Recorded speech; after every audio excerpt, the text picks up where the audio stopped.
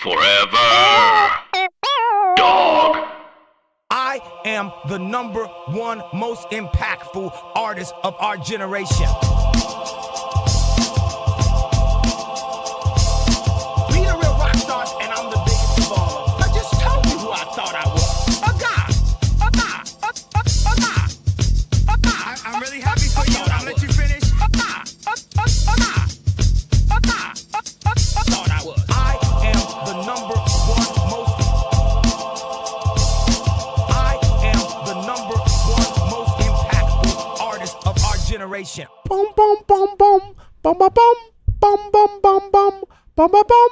When you say you love me, it doesn't matter. It comes into my head as just chit chatter. You may take this egotistical or just worry free, but what you say, I take none of it seriously. And even if I did, I wouldn't tell you so. I let you pretend to read me, and then you'll know. Cause I hate the one attempts to analyze the fact that I despise who even try to look into my eyes and see what I'm thinking. That dream is over. You gotta sink in. I tell all of you like I tell all of them. What you see to me is just paper thin. Word.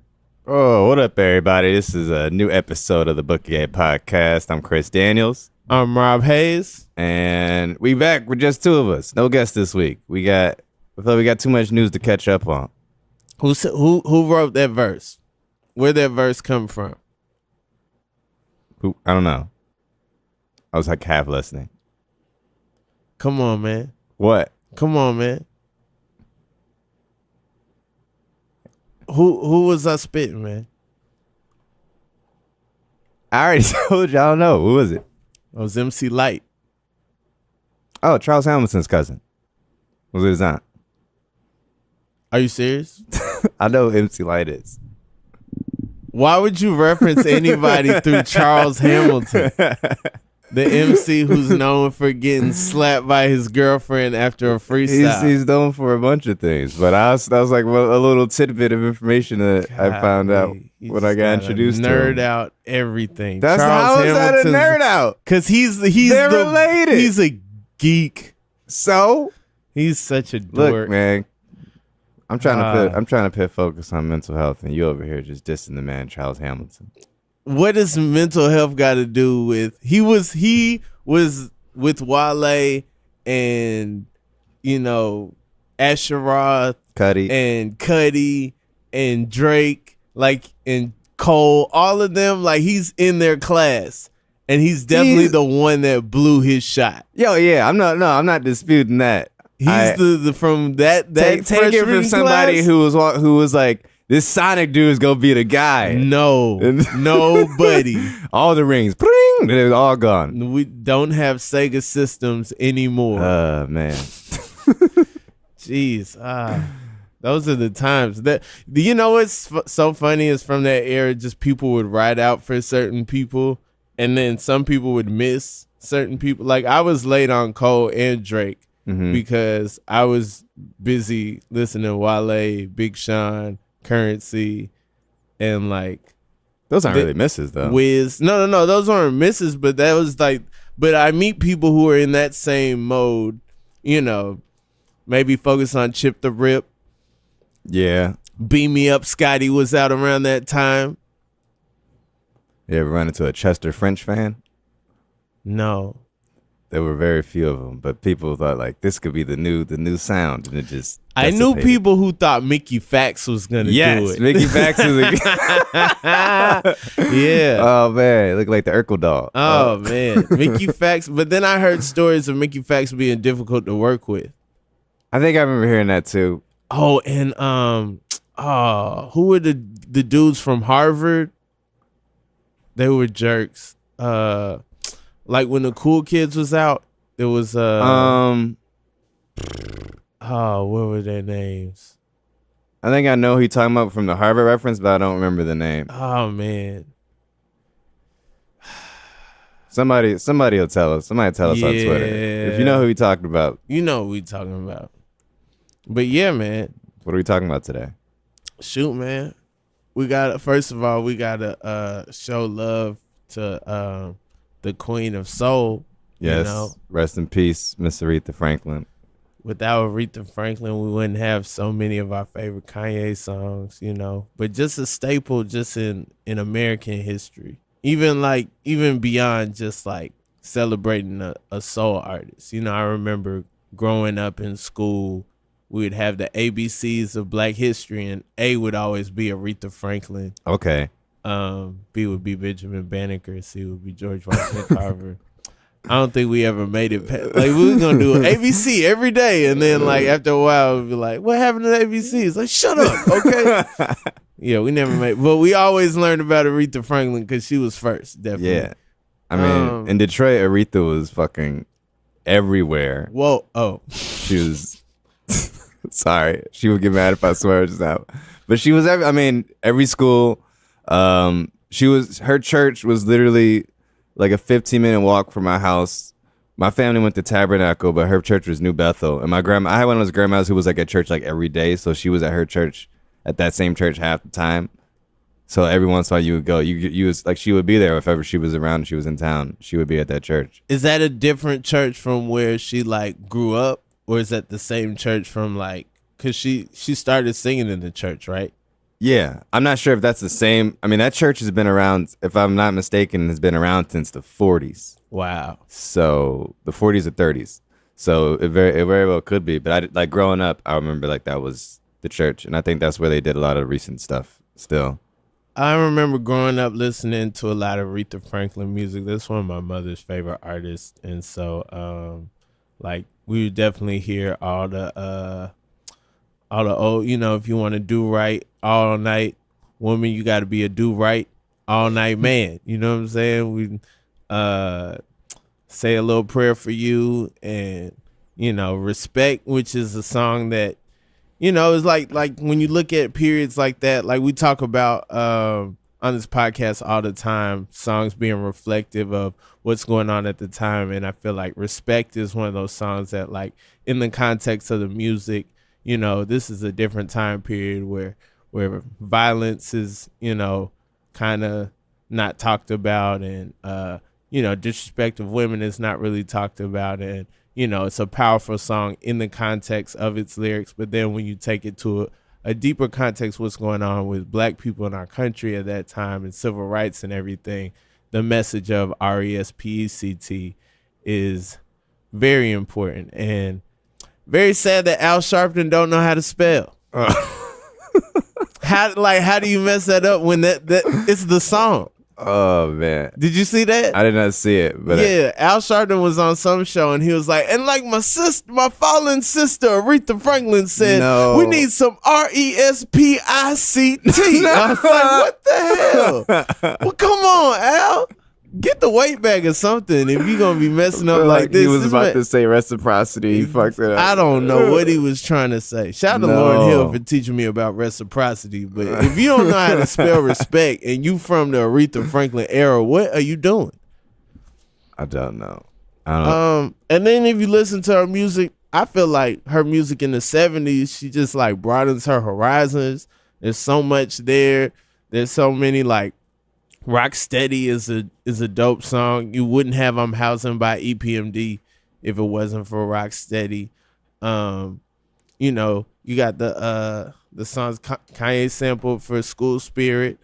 But then also she goes into blues, she goes into like opera, she goes into all kind of stuff. Like Aretha Franklin was just like one of those voices. She could do any genre of music. It didn't matter, like, you know, spans the globe. She'll definitely be missed. Definitely the queen of I don't think anybody's gonna match that range. Yeah. I don't know if anybody else did a deep dive like I did and just like, okay, let me see how much content. Like all the last few days is heavy Aretha, and you're just like, man, this is like bigger than a catalog, because none of it it's like, bigger than a catalog. It does. If you want to go somewhere that don't sound the same and still sounds amazing, and like this could be like the top of whatever genre this is, that was Aretha Franklin. Yeah. And, you know, the last thing we would want to do is reduce her to just the Blues Brothers, or reduce her to just, you know, a scene from the Fresh Prince, or reduce her to just a different world. You know, she did so much. So definitely use your internet, use your Googles, use your Wikipedias, use your streaming services, and, get into, you know, all the different stuff that Aretha Franklin did. And clean your house to Aretha Franklin. It will be cleaner than it's ever been. That's very true. And nobody ever cursed out a man like that on the top of a song before, you know. You're a no good heartbreaker. You're a lie and you're a cheat. You know what I'm saying? Yeah. Like, first thing she said off top, come on, man. The best. And it's just weird timing because Nicki Minaj was kind of like taking shots. Like, you know what I'm saying? When she broke her record, she wasn't like very graceful about it. No. And she ain't been graceful for a while. And it's in the age of streaming, you know, and it's if you're a Nicki Minaj fan, like I you know, when Nicki Minaj came out, I used to go hard for Nicki Minaj because I felt like she got it off merit. You know, she would do things to put her in position of just like, I am getting this based off of MCing, based off of rapping. She's like, Lil Wayne I'll be saw next me, to people and be just as good or better. Yeah, Lil Wayne saw a rap video that I, you know, did myself and signed me off of that. And then she had a moment on the Dedication 3, and she had a moment with Gucci Mane, and then she had Beam Me Up Scotty, and then she had Massive Attack, and then she had Monster, and then she had her album. Like, everything was based off of good work, and I thought that was respectable. And I feel like what's going on now with her is like almost the opposite. I mean, put it like this. I feel like everybody's talking, like there's way more people talking about Nicki than there are actually listening to the music or just talking about the music in general, which is strange to me because the whole thing, the main like underlying like argument that I feel like she's trying to come across is, yo, I am upper echelon. I am just as talented as all these people who you try to compare me to. I'm better than most of these people, but everything else is taking precedence. Like I feel like all this extra stuff is just, you know, it's just making too much noise. And it's like, what is all this anti-Cardi coming from? Cardi didn't come for you. Cardi just came out and had a great year. You know who came for you? Remy came for you. Yeah. And you got something to say about everybody but Remy. You got something to say about Safari, DJ Self. It's all people who kind of got like, in a way, something more to lose. Like who were like, they probably not in position to be like so ruthless. Like, or maybe they don't want to take anything and spotlight from themselves and put it too much on Nicki. You know, they don't want to share. Like Cardi has no reason to really do much because like she's already on top. Yeah. There's no reason to like, to respond in any kind of way, really. But it was really Nicki Minaj's own insecurity that caused them to be pitted against each other. If she would have just embraced Cardi or been like, you know, it's apples and oranges, we don't do the same thing, then, you know, it wouldn't be such a like, you know, every time you hear Nicki, you gotta like compare her to Cardi. Anytime Cardi does something, you got to compare it to Nicki. It shouldn't be like that. But you know what I think? I feel like, and I only take this from like, if you look at like Nicki's like Twitter feed, I feel like she gets a lot of like fans and stands on her shoulder who like egg her on. Like these bots. I mean, they're not all bots. Some of them are just fucked up in the head. But like a lot of people who just like egg on these fucking like beefs where there don't really gotta be one. Like the first comment under a thing that's totally unrelated to like Nicki Minaj anything under like a Cardi B video be like some Nicki Minaj stan be like, you ain't Queen's better than anything you ever did, and you're like shit like that. I mean, what kind of loser is just such a fan of a person that all the time, all they do is tweet about this person, you know, post pictures. They're like not fans of people that they're like not cool with. You know, they're just like going on and on and on. Everything this person does is right. Like, what kind of lunatic would do something like that? I could never like, sit across from a person like that. You know what I'm saying? I would have trouble looking that person in the eye. Yeah, that is insane. Whoopty scoop. Hey man, I don't know. I think the barbs don't help, and I don't think she has control of the barbs. No. Like I think other people, like I think Beyonce can like put a fist up, and then all the like beehive will like be quiet and be like, silence. Our queen speaks. Like I feel like Nicki Minaj, like the barbs love her, but then the barbs are kind of their own thing. Yeah, they're kind of like that, like local militia. Yeah, who just kind of like they got guns, and we don't know what the fuck they're gonna do with them. But I mean the barbs. I mean like the way like them DMing Tracy Chapman. Wait, what? So okay, so Tracy Chapman is DMable. So there was a Tracy Chapman sample that was supposed to be on that Nas and Nicki Minaj song that didn't make the album because they couldn't clear the sample. And so the barbs were DMing her, please clear the sample so we could get the album. Like that might not be helpful. She might not want that. And that might not be her account. That might be somebody else, account. What the fuck? Yeah. Don't worry. The barbs are on the case. The barbs are on the case. And that, I mean, I ain't, I'm a Kanye fan, but I ain't never, we ain't never been in the loop that much. Kanye's never tweeted like, man, if only I could get this one sample cleared. Who knows what we would have done. Yo, Tiana Taylor, we need some, hey, get in Lauryn Hill's DMs right now. We're like, first of all, she won't see those until next year. Hey, man. I don't know. We got Hairline Gate. Hairline Gate is, you know what? It's funny on the surface, but you know what? I see no problem with these dudes fixing their hairlines, man. I don't see a problem with it. I feel like, it's one of those things that it's like Tyga didn't have a hairline when he was 16. When Coconut Juice Tyga had, you know what I'm saying? We was like, oh, he gonna be bald by the time he's 20. Like this, he's 16. He done lived a life. You know what I'm saying? Like Arms Race Remix Tyga, his hairline wasn't, you know what I'm saying? Like he was like, oh yeah, put some tats on my neck because the hair is gone. You need to keep the eyes down here. But so when she said that, it was like, oh yeah, that does make sense. I do remember him having, like a serious, Vegeta, Sinestro kind of thing going on, Oh fuck. But Tyga was just an innocent bystander. Yeah. He was just chilling, and then He felt like he was having a pretty good summer. yeah, he was having a good summer. Yeah. Taste, people like that song who hate Tyga, but they still like, I mean, Taste is all right. Yeah. Everything I'll else, fuck with him, but, like, yeah,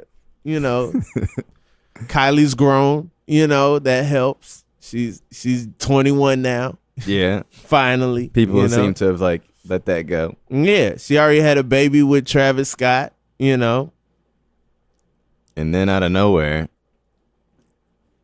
they Tyga, check your phone. It's like, yeah. He'll probably have some bars for it though, something clever. I feel like I feel like it's a thing you could take in stride because it didn't do damage. It was just funny. It was just things that's funny on Twitter for like a day or so.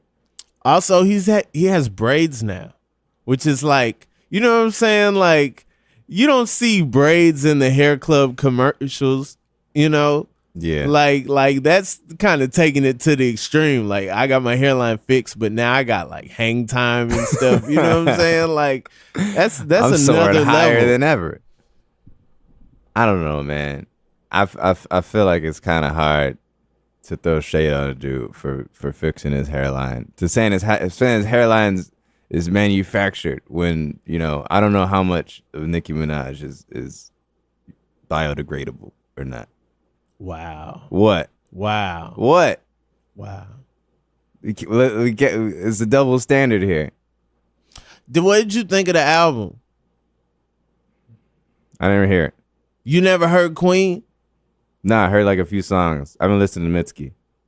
I like Chun Sway. I mean, well, first of all, okay, I like Chun Sway. I like Barbie Dreams. What about I like Ganja Burn, Ganja Burn, Ganja Burn. Yeah. Bro, I've heard more of that. That's probably the most I've heard is the Joe Budden Ganja Burn. No, I'm like, I enjoy all of those songs, but when that Ariana Grande dropped, everything Rob had loves to stop. Oh Rob my loves God. Sweetener. Yo, come on, man. No more tears left to cry, man. You already know. That Ariana Grande, that's a classic. That might be better than Astroworld. I don't know. Really? It's like it's the album of the year. I'm not gonna Come on, hold you man. to that because Sweetener, it just came Bounce out. It, Twist It. But by Make it next say, oh. by next episode, Oh. we're gonna have to do a new rankings and we will have to put Astroworld up against Sweetener and see what I happens. don't know, man. I don't know. It's a toss up, man. That come on, man. Successful. Come on, man. I don't know, man. I'm still listening to The Flame every day. I'm not even like a big Travis Scott fan, but this album is like You would think God is a woman. all right. Come on, man. Ariana Grande killed that. Yo, Pharrell and Ariana Grande, they did that thing. Nicki's on there, Missy's on there, you know. I didn't know there was a Missy song. I told you it was a Missy song. I'm telling you, yo, the Ariana Grande album was hard. All right. That Pete Davidson song will sneak up on you. You don't even know, you know. I didn't know what it was. I was like, oh, I like this song. I'm about to share this on Instagram. Then I saw it was called Pete Davidson. I was like, all right, I'm going to chill. Yeah, she put together a good, I mean, first of all, she makes good music. She makes good albums. She's super talented. You know what I'm saying? We go back to Victorious, you know. Then after that, Sam and Cat, you smell me? But No. like, I'm just saying, nah, I mean, I don't watch those. okay.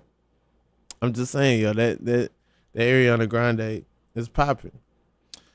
She, you know, they swapped it out. Nicki and Ariana Grande came out with songs, and she don't have a problem with Ariana Grande outselling her, which is gonna happen the next week. That's what's gonna happen next week. Well, that's gonna be a destruction. But it's weird. She has a problem with Spotify and Spotify's connection with and her label's connection with Ariana Grande because apparently the label didn't want to defend her to Spotify because they didn't want Spotify to take any promotion away from Ariana's album coming out the next week, But you can't get mad. You can't get mad that you're not on these playlists and be like, but Drake's on the playlist, blah blah blah, because you're not Drake. And then you can't make that argument and then be like Travis is cheating, because he bundled his album with merch, and then Travis did his merch with Virgil.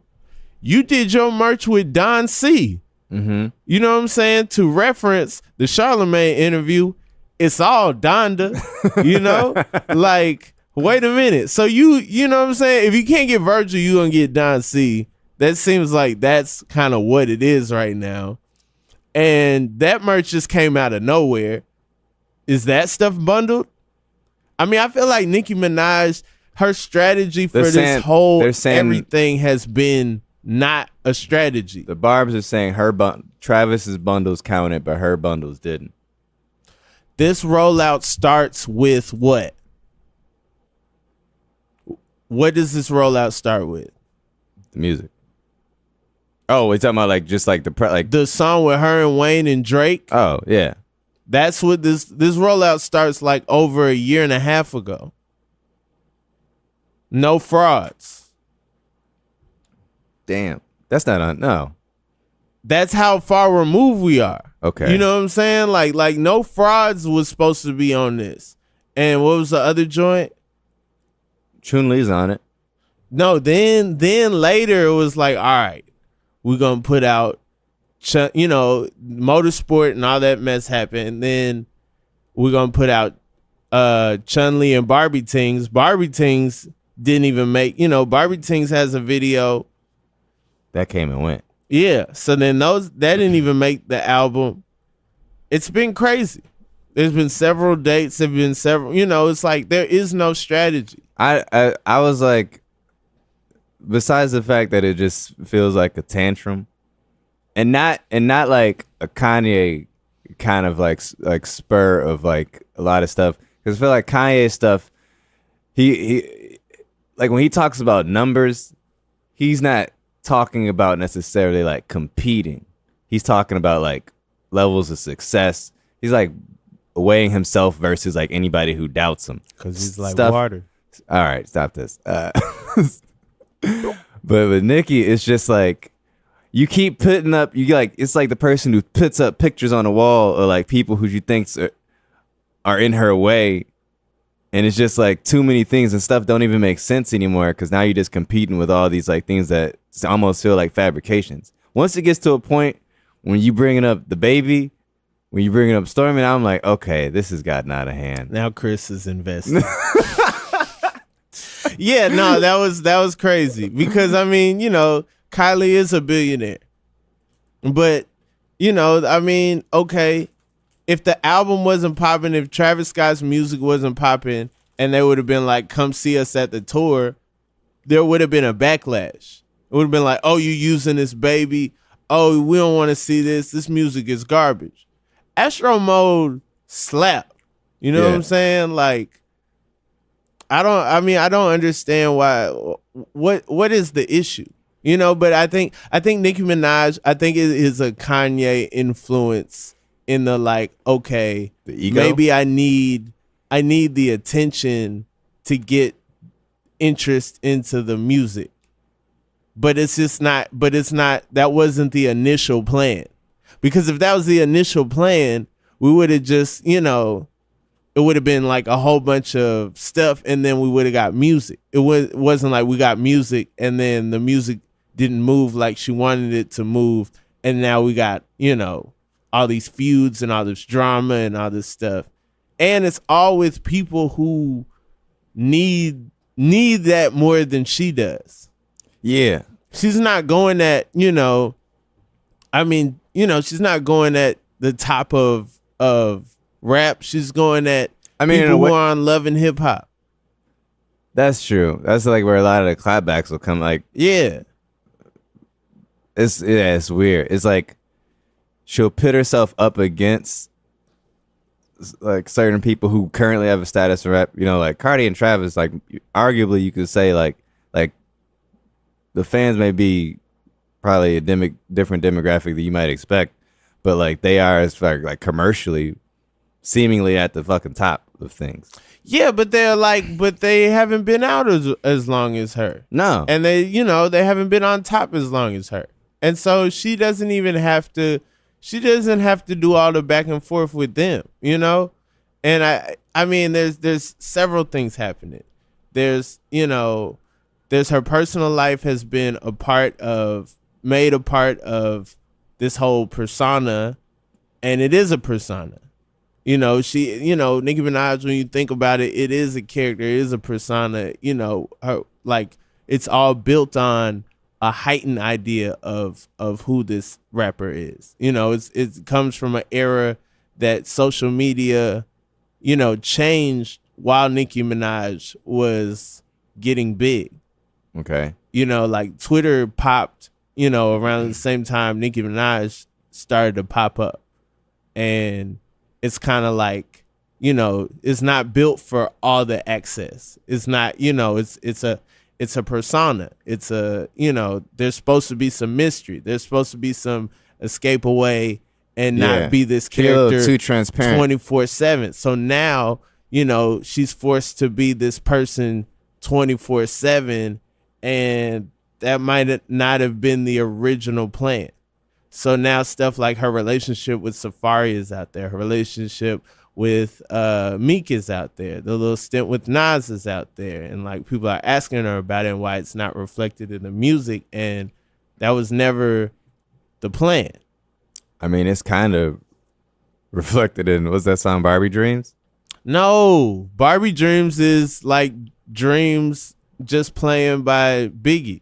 Also, if you're out here saying that Just Playing was on Ready to Die, then you need to stop just streaming remastered versions of stuff and realize that song was just a mixtape song, was not an album song, and they put that on stuff later. If you don't understand that, if you don't know, now you know. You know what I'm saying? Like, I'm tired of people saying, oh yeah, you know, like the Ready to Die track. Like, no, That was not on Biggie's first album. You have to have status before you make crazy claims like that and nothing comes back to you. Okay. You get what I'm saying? Like he talked about Raven Simone while she was on Hanging with Mr. Cooper. She was a little girl. You know what I'm saying? He said, I'd rather have sex with RuPaul than them ugly Escape girls. Like, he said stuff far worse than what Nicki said. Nicki, like Barbie Dreams was light. You know what I'm saying? It's Barbie Dreams. It's not dreams. It's child's play.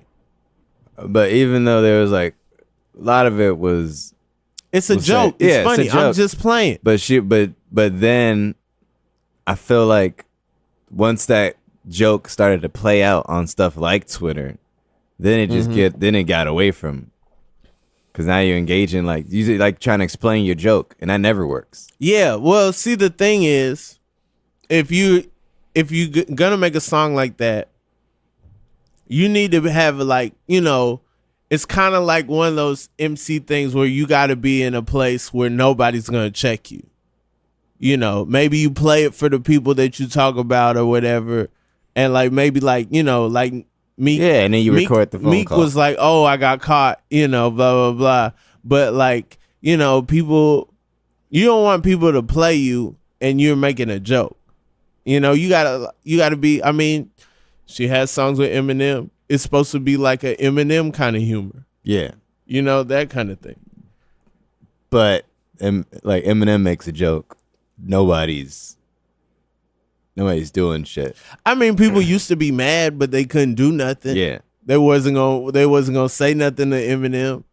Fred Durst wasn't gonna run up on Eminem. He just maybe didn't dap him at the VMAs. That's it though. By the way, we're recording this before the VMAs, so if something crazy happens at the VMAs, I doubt it. It's on a Monday, but we're gonna miss it. All right. I mean, I feel like probably the most problematic thing, I don't even know if she spoke to him about this, but I feel like there's a shot at Designer that was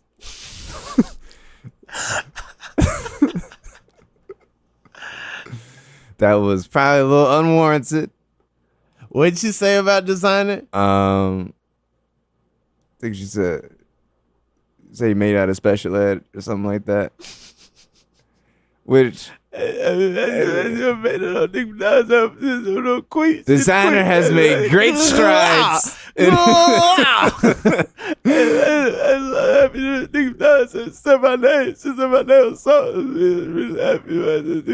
Just because Designer talks like a rejected Hey Arnold character does not mean.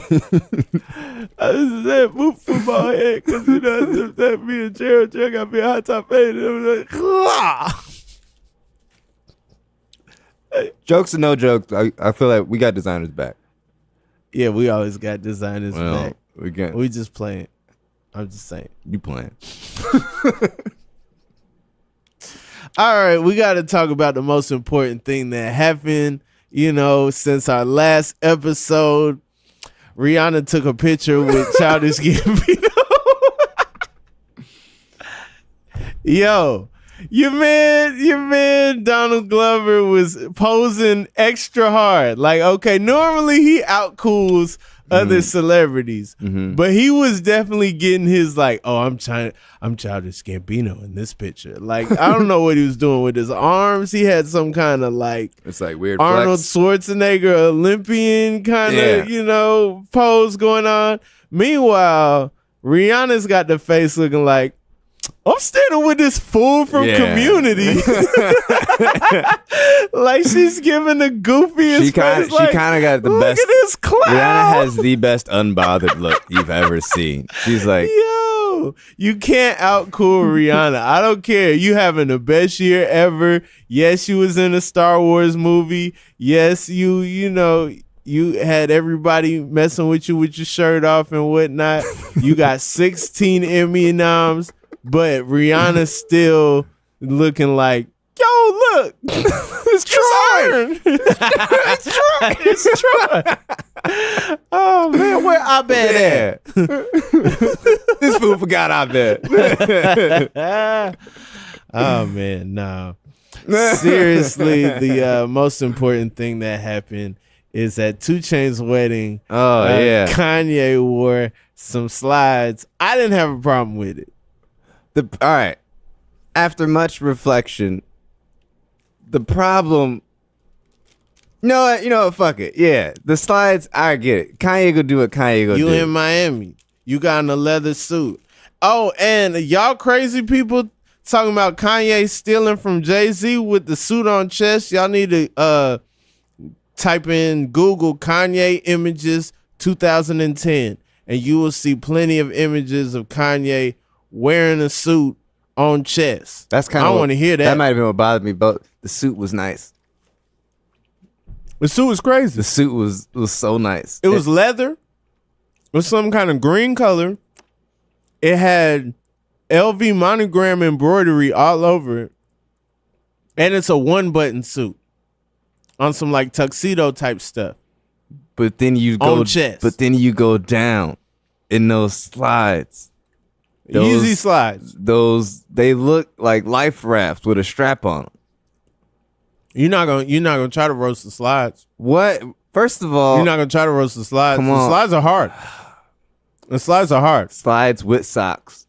Now, well, you wear slides with socks. They not thong sandals. They slides. Okay, but why you? All right, listen. Where you slide in? You slide. You ever seen Risky Business? You slide. He's sliding in socks. They call slides. You slide to go get groceries out the car for your mom with slides and socks. You know, this is for like I'm probably going like walking to the mailbox. They in Miami. It's even worse. They might be some beach time. You take your socks off, boom, you beach ready. You know what I'm saying?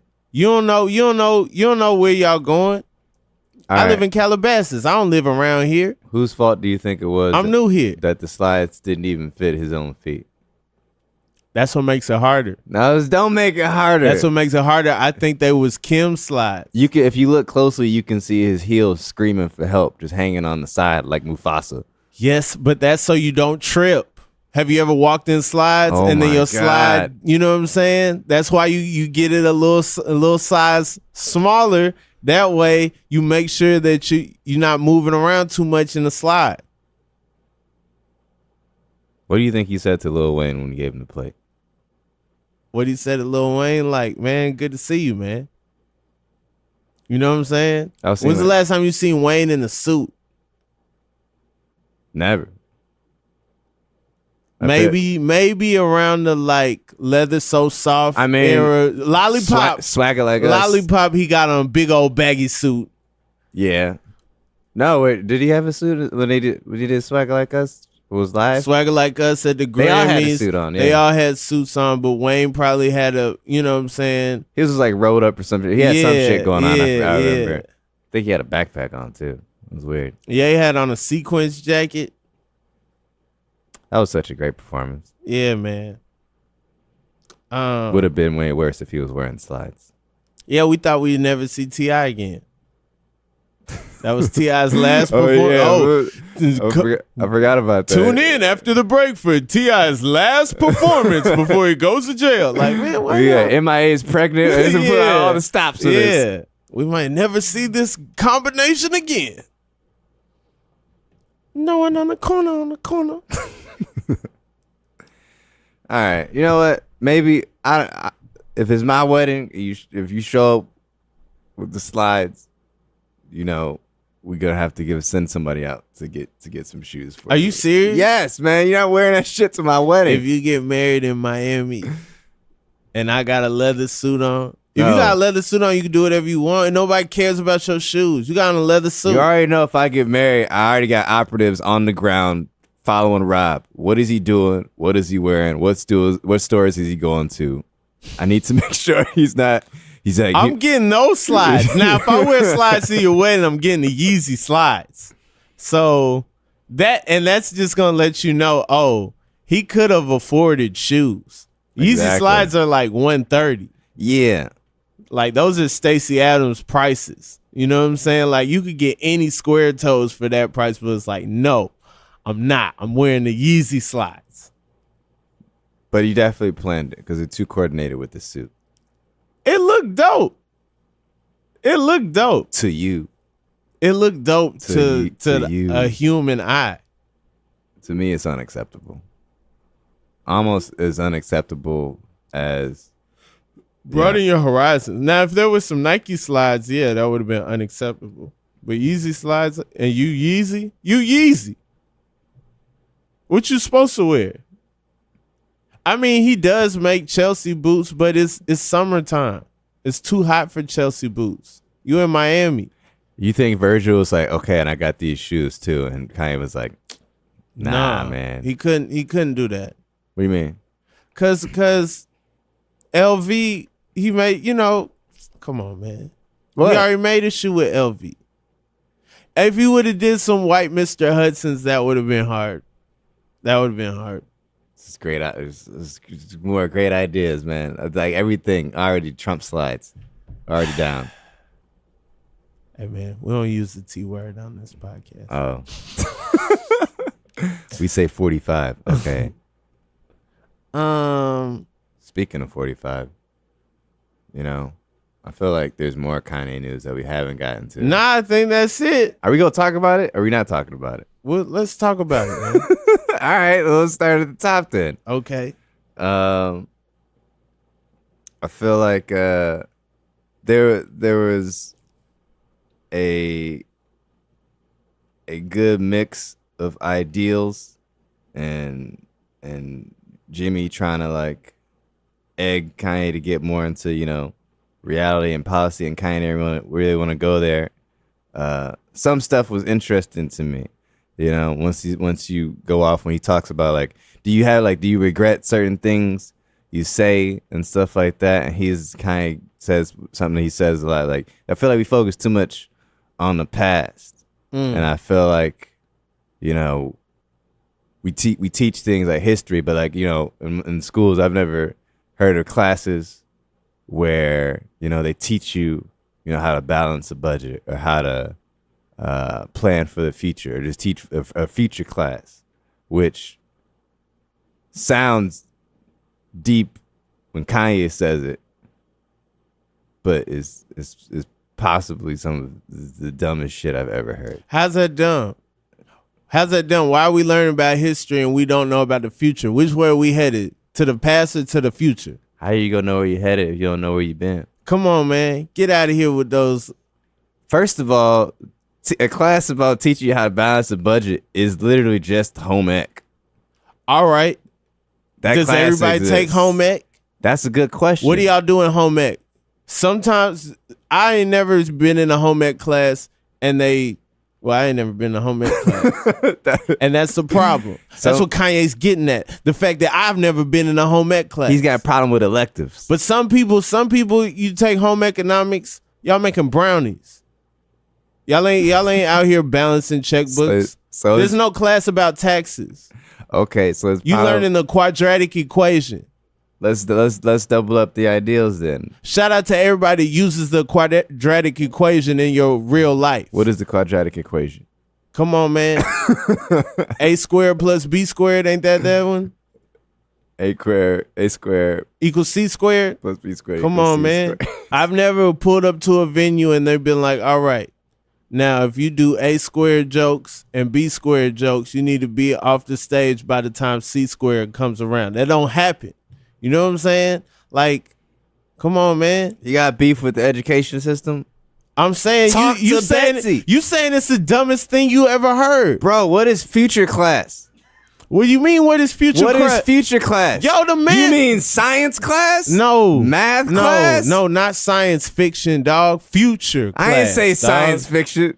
No. Clearly a class that prepares you for the future, man. You know what I'm saying? Here is the syllabus to future class. La-di-da-di-da. That's how the fucking class starts. No, not that future, dog. Not Dirty Sprite, the class. No, man. Get out of here, bro. Listen to the kids, bro. Come on, man. All right, Kanye. If you could talk to Trump, talk to Betsy DeVos, like, yo, everybody gotta have home ec class. Everybody gotta learn how to balance a budget. That should be I promise school. I promise to teach these kids how to balance a budget. It should be there. I don't understand why that's the dumbest thing you ever heard. You just mad at Ye right now. So you don't want to hear good ideas from a genius. That's not a good idea. That's a great idea. You're right. That's our military budget is over $700 billion. We could use more in education. Yeah. Like future class. What are you talking about? Come on, man. This is an insult. I went to junior high with all of them, and they been slow. Come on, man. All right, what's the next part of the interview? What's something else that caught your ear? I think that Kanye clearly, said what he had to say during the commercial break. Unfortunately, due to capitalism, doing the people, trying to advertise to us all the time, we miss Kanye's response to the question. The question was answered. They cut it out. Is this is the real? All right, this is the theory we're going with. Okay. I mean, it's that's clear. I am on the side of people who say, one, while I would have appreciated an answer, I'm not sure that was the venue to answer that question. Why not? I think I could tell that Kanye did take the question seriously. Mm-hmm. Because he didn't try to go in. He actually sat and thought. And Jimmy Kimmel came. He explained. He was like, "We were already over time. I had to go to commercial. The pause was a little long enough where I was like, okay, this is a good point to go to commercial. Then you go to commercial.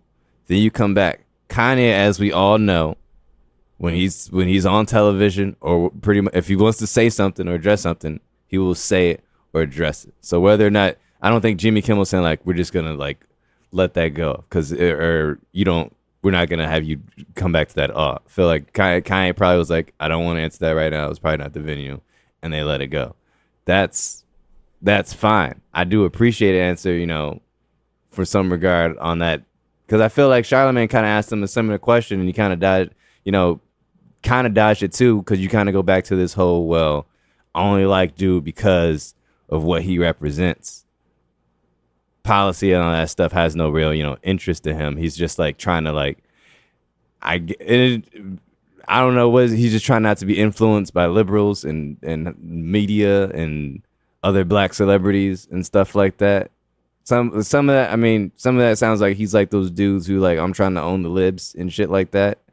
Some of it sounds, it's just vintage Kanye because he just go do what he wants to do, and the more you kind of push, the more he's gonna push back. That's all vintage Kanye, and the more he's gonna stand firm in that sense. But at the same time, is that really purely you coming up with an original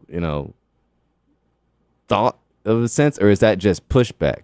At which point is it just it's free thinking, man? Is it free thinking? It's free thinking, or man. Did he push you in a corner? Was it love too many? Everyone. Everything is love, man. This is a good album. It's all right. That Friends track is whack. But don't worry, Hove. I will see you this Saturday, buddy. I don't know, man. Some stuff irks me. I don't like how he constantly tries to act like all black people are this monolith. Because he doesn't agree with that. He doesn't. No, he says that we're supposed to be, or too many people are, and that's what he's pushing against.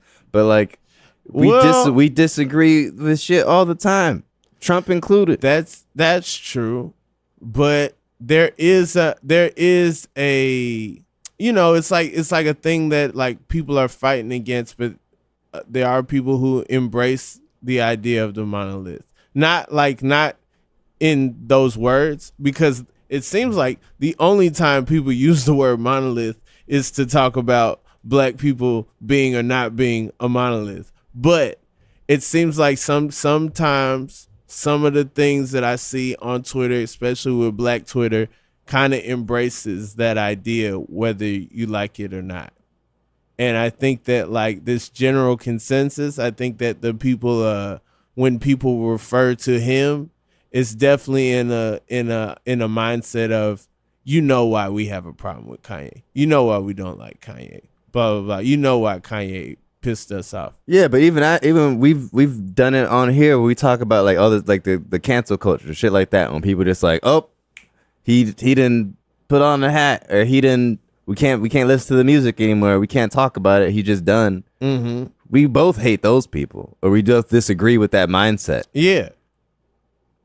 I mean, I actually was honestly, the Jimmy Kimmel interview just kind of irked me, and it was like it was the first time where I felt like I ain't really want to deal with this whole Kanye thing. Like, it was just like, it just made it, because like I think all the other stuff, we were in it and it was going on, and it was like, you know, we'll see what the full picture is. We'll see what, you know, wait till the album comes out. Wait till the music comes out. Wait till we have a full picture. And now it's just like, I think this is really what it is. Yeah. You know, and we've been in like kind of denial for so long, or thinking that it was something else for so long. Wishing it was something else. Wishing it was something else. Wishing it was in line with what we originally, you know, were fans of. Wishing it was in line with what who we originally thought this person was. That's very true. And I think some of it, because even I have like, I get kind of combatant with the ideas at times, because I'm just like, I don't get it. I ask why, and like there is no real answer that seems satisfying enough or makes sense. But then you realize like you can't really like argue with any of the position, because I feel like when he talks in like contradictions, which everybody has contradictions, but Kanye sometimes, you know, they kind of take too many leaps for me, because this is somebody who's previously stated he's been more open about mental illness, both like largely regarding himself. But when he says things like, you know, I don't go to therapy, like the world's my therapist, you know, I don't like the medications, they would kind of hinder his brilliance. And, you know, he was like, I don't want to depend on that. I don't want to get addicted to that kind of stuff. I don't want that to affect me that much. So he limits medication. He doesn't go to therapy. And then in this interview, he talks like, you know, we need to have more conversation about mental health, especially amongst Black people, which is such a true thing. It's such a thing that like, man, you could champion that. But then on the other side, you kind of have like, which is it? Like, are we just going to be aware? It's like, he says like, I want everybody to have a different view of how we look at mental health. You know, how he wants everybody to be able to go on these highs that he goes on and be okay. But then I'm like, hold up. The reason Kanye West is like, when Kanye goes to TMZ and goes crazy, and some people like crazy is the wrong word, but when he's that, you know, that much of a high, that kind of manic in a sense,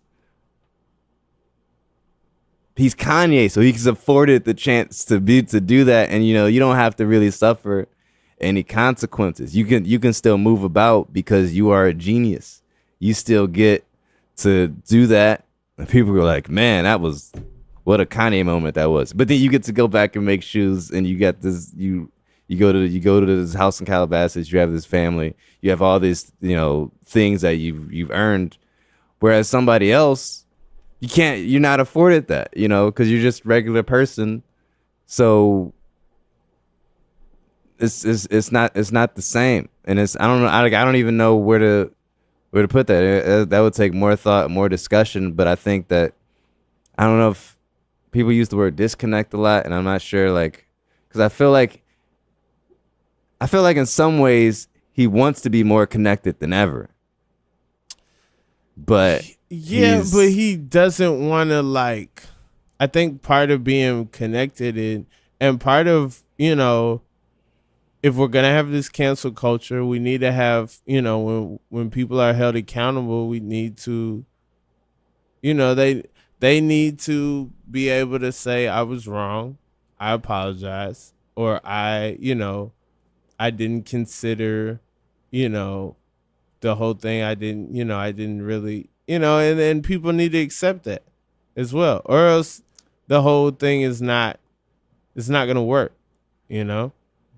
Yeah, I see that. I see that happening pretty regularly now. But that's like a reflection. Like, remember, like when they made our modern prison system.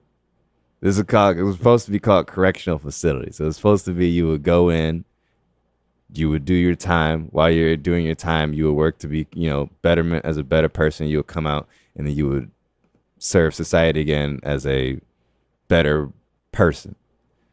That's not the case at all. And I feel like what happens here is, we try people publicly, and not to say that they're suffering, I'm not saying that people are necessarily suffering to the point of total harm or anything, but I'm saying that how we handle certain cases where people, might act a fool, or people, receive harsh criticism and judgment. I think that there should be room for growth and change, and I don't think cancel culture should really be a thing. I don't think people owe you anything, but I think that, it does a disservice to just kind of a human condition to just be like, I'm done and I will not deal with the complexity of any of this. Yeah. No, I think that's well said, and I think that, it's tough when you're having this difficult conversation about, and it's on so many levels, and it's in a space that's, traditionally pre-interview, funny story that takes a turn, yeah, Jimmy Kimmel's not, like late night, they're trying to have a moment, so they'll accept something that's unorthodox, and it kind of speaks to the tradition of, Jack Parr and like way back before Johnny Carson, kind of what late night was. But that's kind of not what's going on. But, it's kind of one of those things where they're going to accept it. They're going to allow it. And, maybe that wasn't the best place to have that conversation.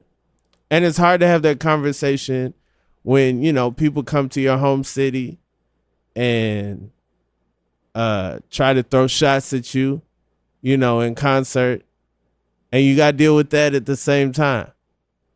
You're just trying to put your slides on. Some people and are see your checks over friend stripe. go to a wedding. And then you got these people out here messing up Quentin Miller's words like that. Like, this man, when he said Kanye dropped in his polos and backpacks, that Quentin wrote that. Why are you messing up Quentin's words? I don't understand. You sure you want to do this right Come now? on, man. Have you seen Drake? The song's called Know Yourself. Know yourself. Okay? If you're going to take a shot on a song that you wrote or we don't know who wrote. Don't take a shot on, don't mess up my man Quentin's words. You know what I'm saying? Because Quentin felt that. When Kanye dropped, Quentin had on a polo. Quentin had a backpack. You know what I'm saying? When Kanye flopped, it was polos and backpacks. That don't even make sense. It don't even make sense. Flip flop slides. It's all connected. Come on, man. Also, hey, whoever works at that Adidas store and they played Sicko Mode, you tripping. All right? Y'all need to do better. That's how good Astroworld is. That's how good Sicko Mode is. They was like, I know, hey, just put it in the playlist. It needs to be done. Okay? We can't get around this. Here's what, you know what? I'm gonna turn it down as soon as the line come up. Don't worry, I'll be ready every time. That's what happens when you use Pandora, when you don't make your own playlist. They got it. Yeah, they definitely got a Pandora station. I'm talking about somebody recorded the Checks Over Stripes part. It would have been hard if they would have blipped it out. It was, that's what I like. It would have been like, oh, man, Adidas is on it. Nope. Well, anything else? Hey, man. 1 million pairs of cream whites come out. When? In the middle of September. I got money then. Yeah. So if you wanted a pair of Yeezys and you wanted that money to go to, actually Kanye, not, you know, some reseller or something. You want to support the compound, the Yeezy compound. You want to support great ideas. Put your money together and get them cream whites, man. They're going to get dirty, but it's okay. That's not okay.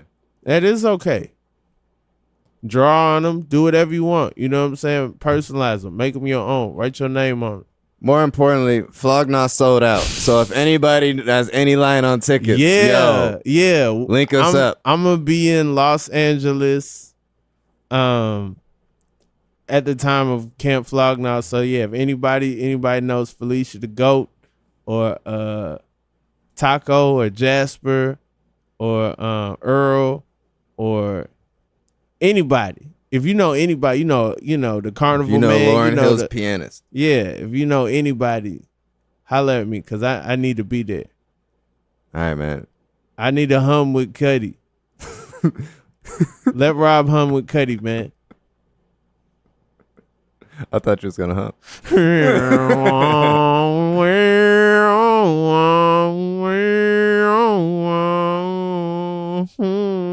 All right, everybody. That's been the latest episode of Bookie A Podcast. We'll see y'all next time. Peace.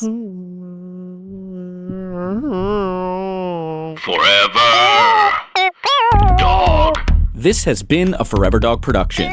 Executive produced by Brett Boehm, Joe Cilio, and Alex Ramsey. For more original podcasts, please visit foreverdogpodcasts.com and subscribe to our shows on Apple Podcasts, Spotify, or wherever you get your podcasts. Keep up with the latest Forever Dog news by following us on Twitter and Instagram @ForeverDogT.